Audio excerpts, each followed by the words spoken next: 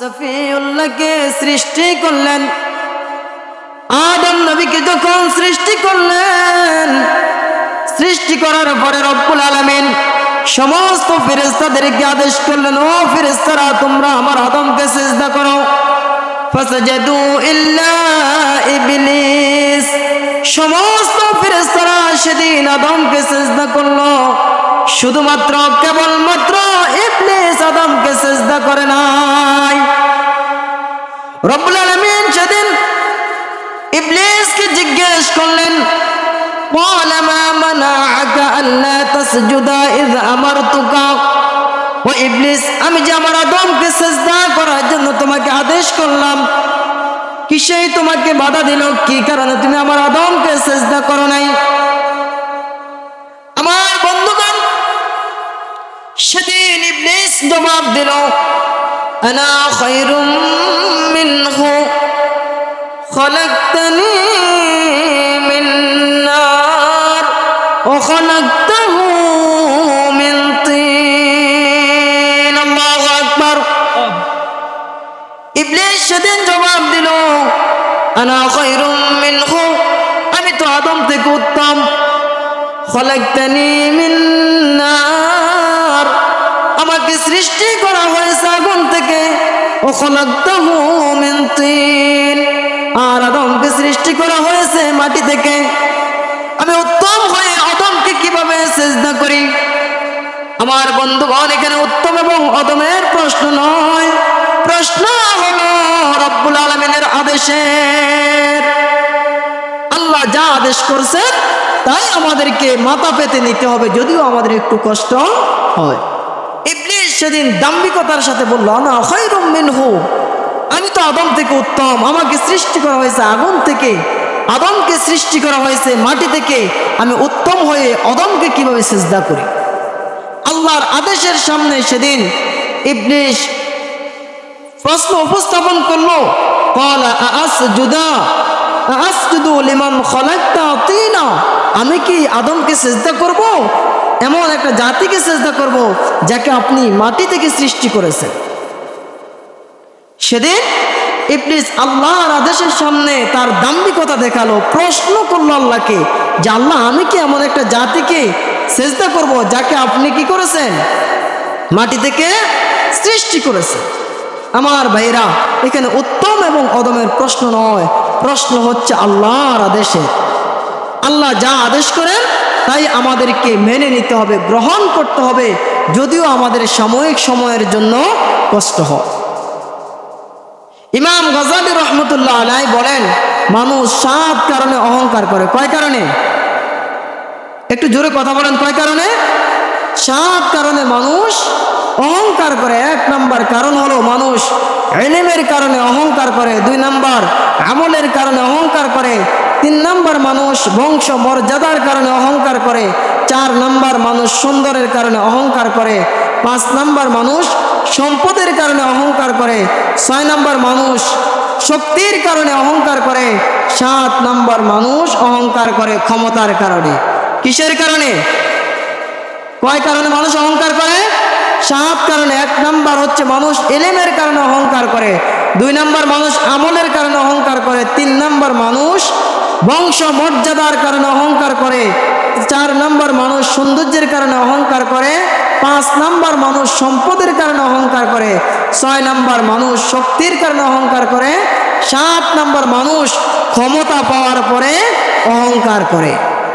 আমার বন্ধুগণ, মানুষ যে 7 কারণে অহংকার করে তার মধ্যে অন্যতম হলো ইলমের কারণে মানুষ অহংকার করে। সবচেয়ে নিকৃষ্ট অহংকার হলো ইলমের অহংকার।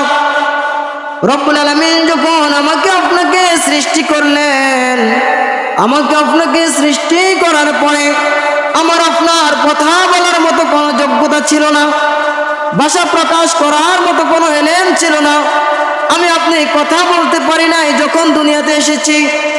আমার বন্ধুগণ, যিনি আমাকে আপনাকে কথা বলার জন্য যোগ্যতা দিয়েছেন, কথা বলার মতো ইলম দিয়েছেন, অহংকার তো করবেন তিনি। আমি আপনি কথা বলতে পারতাম না, কথা বলার মতো কোনো যোগ্যতা আমার আপনার মাঝে ছিল না। রব্বুল আলামিন বলেন খলাকাল ইনসান আল্লামাহুল বায়ান, আমি মানুষ সৃষ্টি করেছি আর তাকে কথা বলার মতো যোগ্যতা দিয়েছি। আমার ভাইরা, রব্বুল আলামিন কুরআনুল কারীমের অন্য জায়গায় বলেন আল্লামাল ইনসানা মা লাম ইয়ালাম, মানুষ কিছুই জানতো না, আমি মানুষকে ইলম দিয়েছি, যোগ্যতা দিয়েছি। ওই ইলম পাওয়ার পরে মানুষ আজকে দাম্ভিকতা করে, অহংকার দেখায়, ইলমের অহংকার করে। আমার ভাইরা, রব্বুল আলামিন যদি আমাকে আপনাকে কথা বলার যোগ্যতা না দিতেন, আমার আপনার মাঝে যদি কোনো ইলম না থাকতো, রব্বুল আলামিন যদি আমাকে আপনাকে দয়া করে ইলম না দিতেন, তাহলে এই অহংকার করার মতো কোনো সুযোগ আমার আপনার ছিল না, কথা বলার মতো কোনো গান আমার আপনার থাকতো না। রব্বুল আলামিন আমাকে আপনাকে যে দয়া করে কথা বলার মতো, ভাব প্রকাশ করার মতো যে যোগ্যতা দিয়েছেন আমার আপনার, এজন্য রব্বুল আলামিনের শুকরিয়া আদায় করার দরকার। কিন্তু যে রব্বুল আলামিন আমাকে আপনাকে ভাব প্রকাশ করার, কথা বলার যোগ্যতা দিয়েছেন, সে রব্বুল আলামিন কথা বলার সাথে সাথে রব্বুল আলামিনের শুকরিয়া আদায় করার দরকার। কিন্তু আমরা শুকরিয়া আদায় না করে বরং আমরা অহংকার করি।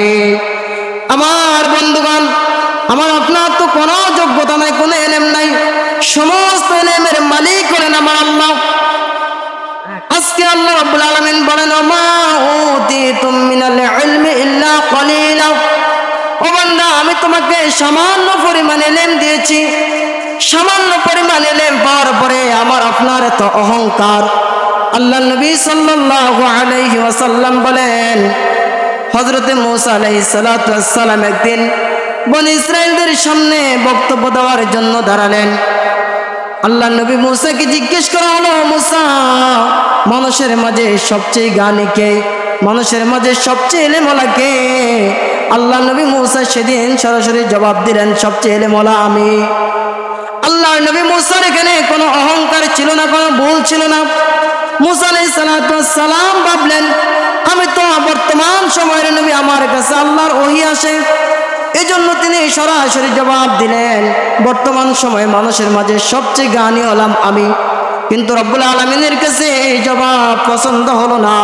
রব্বুল আলামিন সাথে সাথে ওহী নাজিল করে দিলেন, লি আবদুন বিমাজমাইল বাহরাইন হুয়া আ'লামু মিনকা, ও মূসা, দুই সাগরের মিলনস্থলে আমার একজন বান্দা রয়েছে, সে তোমার চেয়েও বেশি জ্ঞানী। বলেন আল্লাহু আকবার। আল্লাহর নবী মূসা সেদিন ডাক দিয়ে বলেন, রব্বুল আলামিন আপনার ওই জ্ঞানী বান্দার ঠিকানা আমাকে দিয়ে দেন, লোকেশন আমাকে দিয়ে দেন, আমি তার সাথে সাক্ষাৎ করব, তার থেকে কিছু ইলম হাসিল করব। রব্বুল আলামিন বলেন, ও মূসা, তুমি একটা মাছ ধরে একটি থলের মধ্যে করে নিয়ে রওনা হয়ে যাও, দুই সাগরের মিলনস্থলে যাবে, সেখানে আমার বান্দাকে খুঁজে পাবে। তোমার মাছটা যেখানে হারিয়ে যাবে সেখানে আমার বান্দাকে তুমি পেয়ে যাবে। আল্লাহ নবী মূসা একজন খাদেমকে সঙ্গে নিয়ে রওনা হয়ে গেলেন। উভয়জন হাঁটতেছেন, একেবারে ক্লান্ত হয়ে একটি পাথরের উপর মাথা রেখে মূসা এবং তার খাদেম কিছুক্ষণ বিশ্রাম নিলেন। ওই সময় মাছটা থলে থেকে বের হয়ে নদীতে চলে গিয়েছে। আল্লাহর নবী মূসা বিশ্রাম সেরে আবার রওনা হয়ে গেলেন। হাঁটতেছেন, কিছু দূর যাওয়ার পরে আল্লাহর নবী মূসা বললেন, খাদেম, আমি তো ক্ষুধার্ত হয়ে গেছি, আমাকে আর নাস্তা দাও, আমি ক্লান্ত হয়ে গেছি। খাদেম জবাব দিল, ও আল্লাহর নবী মূসা, আমরা যেখানে বিশ্রাম নিয়েছিলাম ওই থলে থেকে মাছটা বের হয়ে ওইখানে নদীতে চলে গিয়েছে। মূসা আলাইহিস সালাতু ওয়াস সালাম খাদেমকে বলেন, ও খাদেম, আমরা তো সেই জায়গাটাই খুঁজতেছি। আবার তারা পুনরায় ফিরে আসলো, যেখানে বিশ্রাম নিয়েছে ওইখানে এসে তারা দেখলো একজন লোক চাঁদের আবৃত হয়ে শুয়ে আছে। আল্লাহ নবী মূসা সালাম দিলেন। সালাম দেওয়ার পরে সালামের জবাব দিয়ে চাঁদের আবৃত লোকটি জিজ্ঞেস করে, তুমি কে? বলে, আমি মূসা। জিজ্ঞেস করলো, তুমি কি বনি ইসরাইলের নবী মূসা? বলে, হ্যাঁ, আমি বনি ইসরাইলের নবী মূসা। উভয়জন কৌশল বিনিময় করলেন। করার পর আল্লাহ নবী মূসা বললেন, আমি আপনার সফর সঙ্গী হতে চাই, আপনার থেকে কিছু ইলম হাসিল করতে চাই। ওই লোক বললেন, মুসা তুমি আমার সঙ্গে গেলে তুমি ধৈর্য ধারণ করতে পারবে না। লোকটা মুসা আলাইহিস সালাম বলেন, ইনশাআল্লাহ আমি ধৈর্য ধরবো, আপনার কোনো কথা অমান্য করব না। আমার ভাইরাম উপযান রওনা হয়ে গেলেন। পথে মধ্যে একটা নদী পড়লো। নদী পার হওয়ার জন্য নৌকার প্রয়োজন আছে কি নাই? কিছু যুবক তাদেরকে দেখে চিনে ফেললেন, নৌকায় তাদেরকে তুলে নিলেন। নেওয়ার পরে একটা চড়ুই পাখি এসে নৌকার মধ্যে বসে ওই নদী থেকে এক ডোক বা দুই ডোক পানি পান করলেন। কতটুকু পানি পান করলেন? এক ডোক বা দুই ডোক পানি পান করলেন। ওই লোক বলতেছে, মুসা এই চড়ুই পাখিটি নদী থেকে যতটুকু পানি পান করেছে, রব্বুল আলামিন আমাকে আর তোমাকে এই পরিমাণ ইলম দান করেছে। আল্লাহু আকবার। এক ডোক বা দুই ডোক পানি নদী থেকে পান করার পরে কতটুকু পানি নদী থেকে কমলো? একটু পানিও তো কমে নেই। অনুভব হবে কমার? আল্লাহ রব্বুল আলামিনের ইলম থেকে রব্বুল আলামিন বান্দাকে এই পরিমাণ সামান্য ইলম দিয়েছে। এই সামান্য ইলম পাওয়ার পরে আজকে আমাদের মাঝে কত দলাদলি, একজন আমরা আরেকজনকে দেখতে পারি না। কি অহংকার, কি বাপ সাপ, আমরা একজন অপরজনের সাথে কথা বলতে চাই না। সম্মানিত ভাইরা, আমি আজকে যে বিষয় কথা বলি, গত বছর এক মাহফিলে একই বিষয় কথা বলতেছি। আমাদের দেশের একজন প্রখ্যাত পীর, ওনার ছাত্র বয়সে আমার থেকে বেশি হবে না, কিন্তু ফিজিক্যালি আমার থেকে বেশি। ওনার জন্য একটা চেয়ার রাখা হয়েছে, উনি প্রধান বক্তা, আমি বিশেষ বক্তা। আমি এই অহংকার নিয়ে কথা বলি, কিন্তু আল্লাহর বান্দা এসে ওই চেয়ারে বসবে না, দাঁড়াই রইল। মানে আমাকে উঠানোর পর আমি উঠে যেতে হবে, এরপরে সে এই চেয়ারে বসবে। তাহলে আজকে যদি আমরা যারা আছি, আমরা এই বিষয় যারা জানি, অহংকারের বিষয় যারা আমরা জানি, আমরা নিজেরাই যদি অহংকার করি, তাহলে আমরা জাতিকে কি জ্ঞান দিব, জাতির সামনে কি বক্তব্য দিব, জাতির সামনে কোরআন থেকে কি মেসেজ দিব? প্রিয় ভাইরা আমার, তাহলে আল্লাহ রাব্বুল আলামিন ওই চড়ুই পাখি যে পরিমাণ নদী থেকে পানি পান করলো, এক ডোক বা দুই ডোক যতটুকু পান করেছে, আল্লাহর ইলম থেকে রব্বুল আলামিন আমাকে আপনাকে দয়া করে এতটুকু ইলম দিয়েছে। এই ইলম পাওয়ার পরে আমরা এখন কি হয়ে গেলাম? অহংকারী হয়ে গেলাম। আমার ভাইরা, 2 নম্বর মানুষ অহংকার করে আমলের কারণে। আজকে দেখবেন কিছু মানুষ যখন 2-1 সপ্তাহ যখন মসজিদে এসে জামাতের সাথে সালাত আদায় করে, কিছুদিন তাবলীগের মধ্যে সময় দেয়, অথবা কিছুদিন কোনো পীরের সোহবতে থাকে, আসার পরে গ্রামে এসে মানুষের ভুল ধরা শুরু করে দেয়, আছে কি নাই? এরকম অসংখ্য মানুষ আছে, নিজের আমলগুলো দেখানোর জন্য পাগল পারা হয়ে যায়। অথচ আল্লাহর নবী সাল্লাল্লাহু আলাইহি ওয়াসাল্লাম বলেন, তোমরা যা আমল করবে যেগুলো এমনিতে প্রকাশ হয়ে যাক, কিন্তু বাকি নফল ইবাদতগুলো যত গোপনে করা যায়। আল্লাহর নবী সাল্লাল্লাহু আলাইহি ওয়াসাল্লাম বলেন, মান সাল্লা ইউরাই ফাকাদ আশরাকা ওয়া মান সামা ইউরাই ফাকাদ আশরাকা ওয়া মান তাসাদদাকা ইউরাই ফাকাদ আশরাকা। যে ব্যক্তি মানুষকে দেখানোর জন্য সালাত আদায় করলো, এই মনোভাব নিয়ে নামাজ আদায় করলো যে মানুষ আমাকে নামাজি বলবে, সে যেন আল্লাহর সাথে শিরক করলো, বলেন নাউযুবিল্লাহ। যে ব্যক্তি মানুষকে দেখানোর জন্য রোজা রাখলো, এই মনোভাব নিয়ে রোজা রাখলো যে মানুষ আমাকে রোজাদার বলবে, মানুষ আমাকে ভালো বলবে, অমুকের সন্তান অমুক রোজা রেখেছে, মানুষ আমাকে রোজাদার বলবে, এই মনোভাব নিয়ে যে রোজা রাখলো, আল্লাহ নবী জানিয়ে দিলেন সে যেন আল্লাহর সাথে শিরক করলো, বলেন নাউযুবিল্লাহ। আল্লাহ নবী সাল্লাল্লাহু আলাইহি ওয়াসাল্লাম বলেন, ওমান তাসাদদাকা ইউরাই ফাকাদ আশরাকা। যে ব্যক্তি মানুষকে দেখানোর জন্য সাদকা করলো, দান করলো, মসজিদের সভাপতি হওয়ার জন্য দান করলো, মাদ্রাসার সভাপতি হওয়ার জন্য দান সাদকা করলো, মাহফিলের সভাপতি হওয়ার জন্য দান সাদকা করলো, সে যেন আল্লাহর সাথে শিরক করলো। আমার বন্ধুগণ, বনি ইসরাইলের মধ্যে 2 জন বন্ধু ছিল, একজন ছিল আবেদ, আরেকজন ছিল পাপিষ্ট। আবেদ মাঝে মাঝে তার পাপিষ্ট বন্ধুকে, ওই পাপী বন্ধুকে মাঝে মাঝে দাওয়াত দেয়, বন্ধু আসো নামাজ পড়তে আসো, আল্লাহর বিধানগুলো পালন করো। 1 দিন 2 দিন 3 দিন এভাবে দাওয়াত দিতে দিতে একদিন পাপী বন্ধুটি তার বুজুর্গ বন্ধুকে বলল, আল্লাহ কি তোমাকে আমার জিম্মাদার করে পাঠিয়েছে নাকি? আমাকে আমার রবের জন্য ছেড়ে দাও। আমার বন্ধুগণ, সেদিন বুজুর্গ বন্ধুটি রাগ হয়ে গিয়ে বলতেছে, তোমাকে আল্লাহ ক্ষমা করবে না, আল্লাহর জান্নাতেও প্রবেশ করাবে না। আল্লাহ রাব্বুল আলামিন উভয়জনকে ফেরেশতা পাঠিয়ে উভয়জনের রূহ কবজ করে উভয়জনকে রব্বুল আলামিনের কাছে নিয়ে গেলেন। আবার জিজ্ঞেস করেন, ওই বুজুর্গকে জিজ্ঞেস করেন, বলো তো তোমার জান্নাতের মালিক কে? বুজুর্গ বলে, জান্নাতের মালিক তো আপনি আল্লাহ। বলো, ক্ষমা করার মালিককে বলেন, আল্লাহ আপনি তো ক্ষমা করার মালিক। তাহলে যাও, তুমি জাহান্নামে চলে যাও। তুমি কিভাবে বুঝলা আমি আমার বান্দাকে ক্ষমাও করব না, জান্নাতেও দেব না? আমার বন্ধুগণ, এজন্য আমরা যা আমল করি, যেগুলো প্রকাশ হয়ে যায়, প্রকাশ করতে বাধ্য, সেগুলো তো প্রকাশ হবে। বাকি নফল ইবাদতগুলো আমরা এমনভাবে করব, কাউকে দেখানোর জন্য নয়, কারো থেকে আমরা সুখ্যাতি পাওয়ার জন্য, মানুষ থেকে বাহবা পাওয়ার নিয়তে আমরা কোনো ইবাদত করব না। সমস্ত ইবাদত করব কেবলমাত্র একমাত্র রব্বুল আলামিনের জন্য। আমার বন্ধুগণ, এরপরে মানুষ অহংকার করে সুন্দরের কারণে, আছে কি নাই? যে মানুষগুলো একটু বেশি সুন্দর, যে মানুষগুলো বেশি স্মার্ট, যারা একটু কালো, যাদের চেহারা দেখতে ভালো নয়, তাদেরকে দেখলে তুচ্ছ তাচ্ছিল্য করে, এরকম মানুষ আছে কি নাই? আমার ভাইরাম, বুঝতে হবে আল্লাহ রাব্বুল আলামিন আপনাকে যে দয়া করে সুন্দর করেছে, এই সুন্দরের পিছনে আপনার কোনো অবদান নাই। অবদান মাত্র শুধুমাত্র কেবলমাত্র রব্বুল আলামিনের। আমাকে আপনাকে যে সুন্দর করে বানালো, ওই সুন্দর কারণে আপনি যে অহংকার করতেছেন, আপনাকে জেনে রাখতে হবে আমাকে আপনাকে রব্বুল আলামিন এক ফোঁটা নাপাক পানি থেকে সৃষ্টি করেছে। যেই পানিটা শরীর থেকে বের হওয়ার সাথে সাথে মানুষের দেহ নাপাক হয়ে যায়। যেই পানিটুকু দুনিয়ার একেবারে বেদামি কম দামি পানি, যেটা দুনিয়ার কোনো মার্কেটে বেচা কিনে হয় না, এরকম নাপাক পানি থেকে রব্বুল আলামিন দয়া করে, মায়া করে, ইহসান করে, করুণা করে আপনাকে সুন্দর করে বানিয়েছে। সুন্দর হওয়ার পেছনে আপনার কোনো অবদান নাই, আপনার মায়ের অবদান নাই, আপনার বাবার অবদান নাই। অবদান হলো শুধুমাত্র রব্বুল আলামিনের।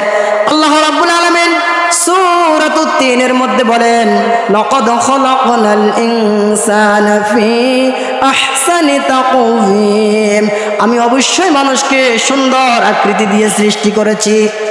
আল্লাহ নবী সাল্লাল্লাহু আলাইহি ওয়াসাল্লাম বলেন, ইন্নাল্লাহা লা ইয়ানজুরু ইলা সুওয়ারিকুম ওয়া আমওয়ালিকুম ওয়ালাকিন ইয়ানজুরু ইলা কুলুবিকুম ওয়া আ'মালিকুম। ও বান্দা, তুমি যে সুন্দর নিয়ে অহংকার করো, সেই সুন্দরের মূল্য আল্লাহর কাছে নাই। আল্লাহ তোমার সৌন্দর্যের দিকে তাকায় না, তোমার ধন সম্পদের দিকে তাকায় না। রব্বুল আলামিন শুধুমাত্র কেবলমাত্র তাকায় তোমার অন্তরের দিকে আর আমলের দিকে। তাহলে আপনি যতই সুন্দর হন, যতই সুন্দর হন, এই সুন্দরের মূল্য আমার রবের কাছে এক পয়সারও নাই। রবের কাছে মূল্য হলো তাকওয়ার, রবের কাছে মূল্য হলো আপনার অন্তরের।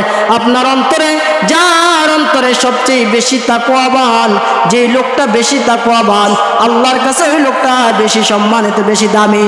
আপনি যদিও নিজেকে অনেক দামি মনে করেন, নিজের সুন্দরের কারণে মানুষকে তুচ্ছ তাচ্ছিল্য করেন, মানুষকে অবহেলা করেন, জেনে রাখবেন এই তুচ্ছ তাচ্ছিল্যের কারণে আপনার কোনো মূল্য নাই। এতে আপনার কোনো ফায়দা হবে না, বেশি দিন আপনার এই গৌরব থাকবে না। একদিন দুনিয়ার জিন্দেগি ছেড়ে আপনাকে আমাকে যেতে হবে। এই গৌরবের কোনো মূল্য আল্লাহর কাছে নাই। আল্লাহর কাছে মূল্য হলো তাকওয়ার।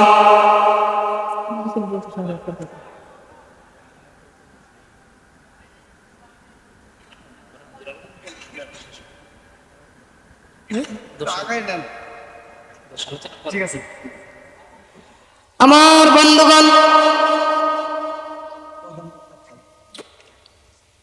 এজন্য আমাদেরকে অহংকার করা যাবে না।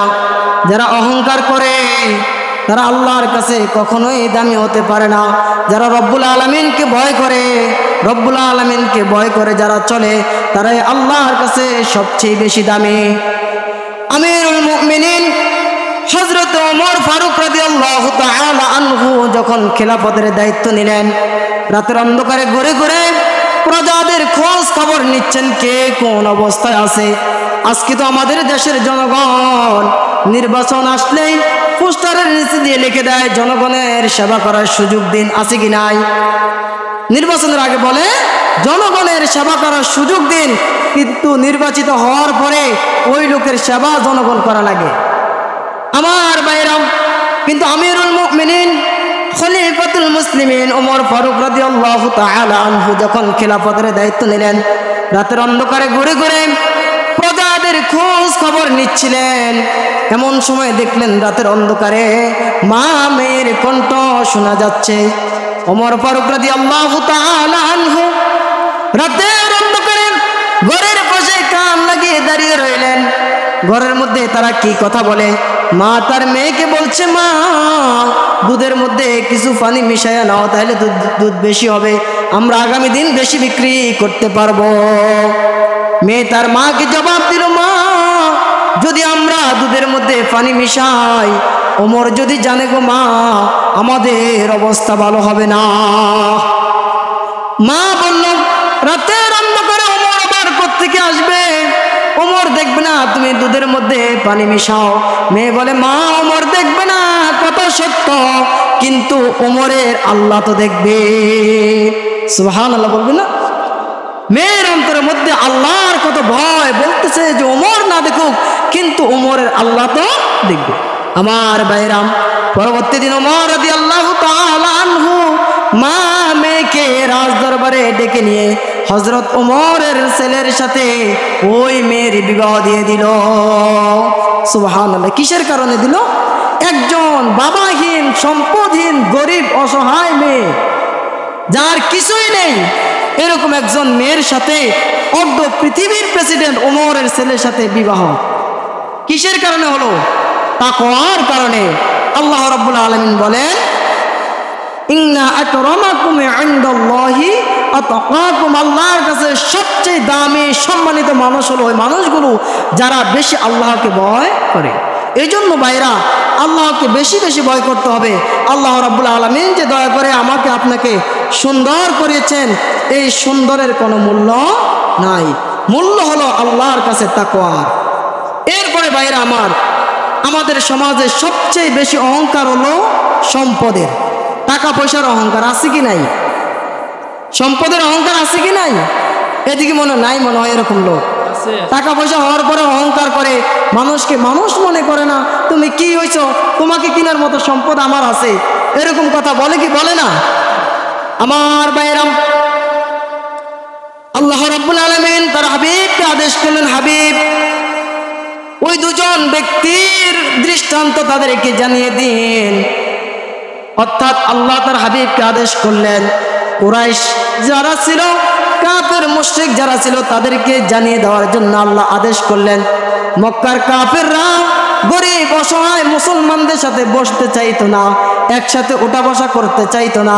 আজকে তো আমাদের সমাজে অসংখ্য মানুষ রয়েছে যে মানুষগুলো গরিবদেরকে দেখলে নাক ছিটকায়, একসাথে বসে খাইতে চায় না, চায়ের দোকানে পাশাপাশি বসে চা খাইতে চায় না, দাওয়াতে গেলে একসাথে বসতে চায় না।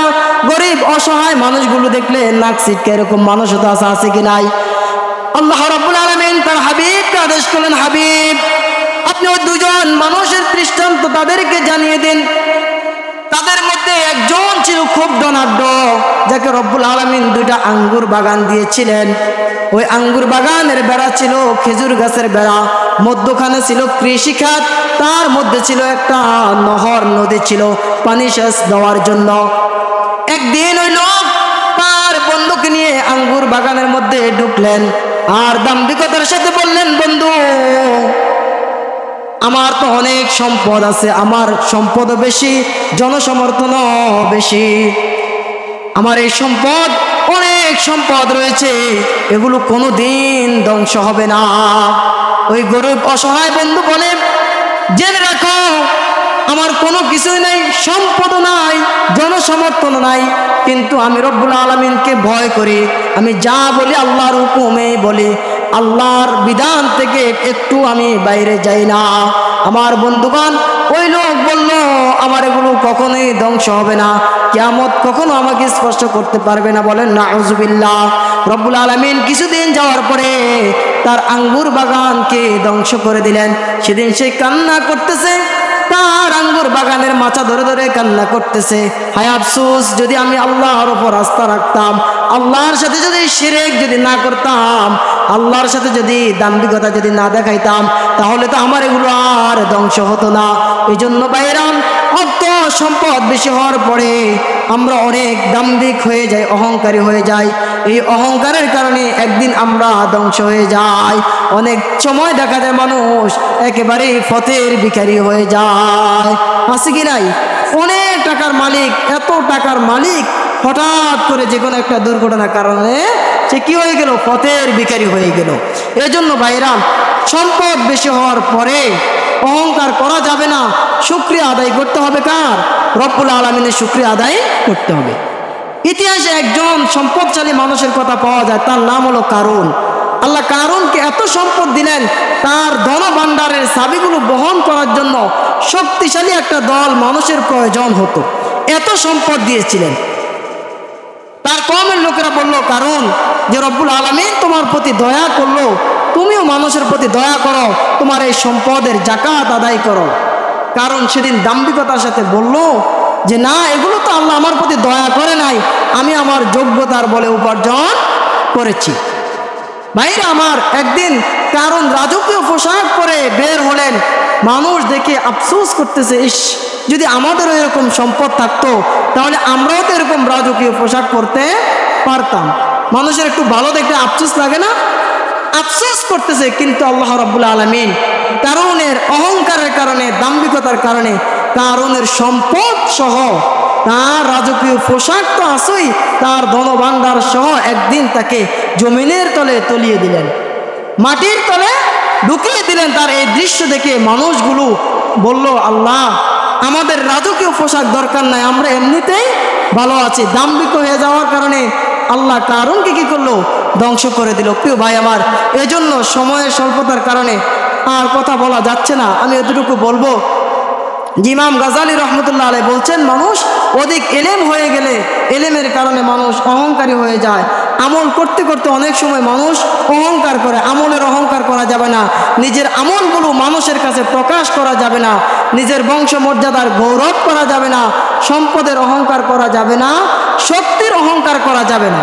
অনেক সময় যে মানুষগুলো একটু শক্তিশালী হয়, তারা অহংকার করে। আল্লাহ বলছেন যে বান্দা, তুমি জমিনের মধ্যে দাম্ভিকতার সাথে চলাফেরা করো না।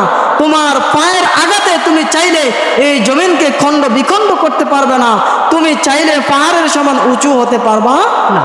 এজন্য ভাইরা আমার, সম্পদের অহংকার করা যাবে না, শক্তির অহংকার করা যাবে না। সর্বশেষ হচ্ছে ক্ষমতার অহংকার। ক্ষমতা পাওয়ার পরে কিছু মানুষ বিনয় হয়ে যায়, কিছু মানুষ আল্লাহর ভয়ে কান্না করে, আবার কিছু মানুষ ক্ষমতা পাওয়ার পরে স্বৈরাচার হয়ে যায়, আছে কি নাই? ফিরআউনকে আল্লাহ ক্ষমতা দিয়েছিল, সেই স্বৈরাচার হয়ে গেছে। আল্লাহ রাব্বুল আলামিন যখন নমরুদকে ক্ষমতা দিয়েছিল, নমরুদ স্বৈরাচার হয়ে গেছে। এভাবে যুগে যুগে অসংখ্য মানুষ ক্ষমতা পাওয়ার পরে স্বৈরাচার হয়ে গেছে। যারাই স্বৈরাচার হয়েছে, ক্ষমতা পাওয়ার পরে যারাই স্বৈরাচার হয়েছে, তারাই ধ্বংস হয়েছে। আর যারা ক্ষমতা পাওয়ার পরে আল্লাহকে ভয় করছে যে আমার এই দায়িত্বের হিসাব রব্বুল আলামিনের সামনে দিতে হবে, তারাই আল্লাহর কাছে দামি হয়েছে। তাদের ইতিহাস লেখা রয়েছে, সম্মানের সাথে মানুষ তাদের ইতিহাসগুলো অধ্যয়ন করে, আমল করে তাদেরকে দেখে দেখে।